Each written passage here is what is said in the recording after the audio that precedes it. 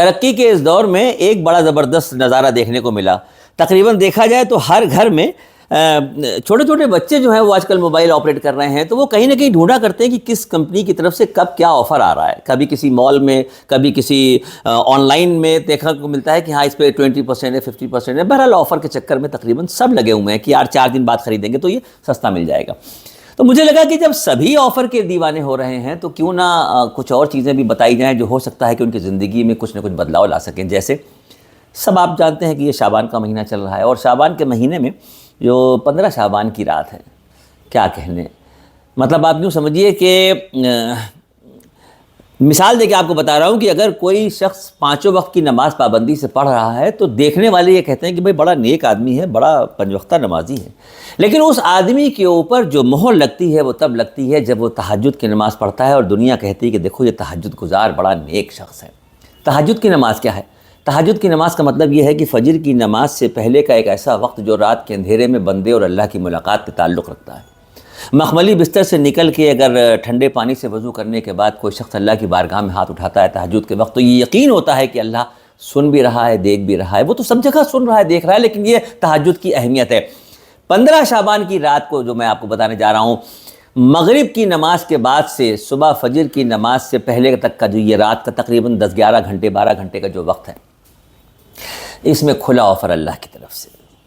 پہلے آسمان پہ اللہ رب العزت فرشتوں کے ساتھ موجود ہوتے ہیں اور فرشتوں سے کہتے ہیں کہ آواز لگاؤ کہ ہے کوئی مجھ سے مانگنے والا, ہے کوئی اپنے گناہوں پہ شرمندہ ہونے والا, ہے کوئی اپنی آنکھوں سے ندامت کے آنسو بہانے والا. جبکہ یہ سمجھ لیجئے کہ احساس ندامت ایک سجدہ آنکھیں نم, اے خدا تجھ کو منانا کس قدر آسان ہے. جس پروردگار کو عام دنوں میں منا لینا ندامت کے آنسوؤں کی طرح سے آسان ہے, تو یہ جو آفر والی رات مل رہی ہے, میں آپ کو صرف اتنا بتانا چاہ رہا ہوں کہ اگر آفر کے چکر میں روز بھاگ رہے ہیں تو ایک اس آفر کو اویل کر لیجئے. بچی ہوئی زندگی سنور جائے گی, عاقبت سنور جائے گی, گزری ہوئی زندگی کے گناہوں کی معافی, توبہ, استغفار, اللہ سے گڑ گڑا کہ اللہ گناہ نہیں کرنا چاہتے تھے, ہو گیا, شیطان نے بہکایا, گمراہی کے دلدل میں, مولا نکال لیجئے.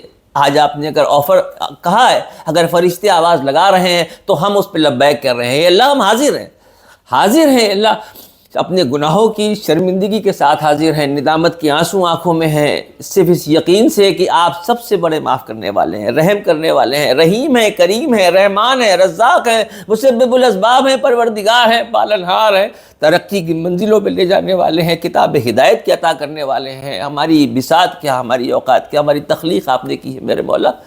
اس رات میں اگر موقع مل رہا ہے تو ہم آپ سب حضرات سے یہ کہنا چاہیں گے کہ ندامت کے آنسوؤں سے اپنے گناہوں کو دھونے کا موقع مل رہا ہے, اس آفر کو اویل کر لیجئے. شب رات کی رات, 15 شعبان کے رات میں عاجزی اور انکساری سے ایک رات کا معاملہ ہے, چند گھنٹوں کی بات ہے, موقع مل رہا ہے, آفر مل رہا ہے, اویل کر لیجئے. ہو سکے تو دوسروں کو بھی یہ بات بتا دیجئے. السلام علیکم ورحمۃ اللہ وبرکاتہ.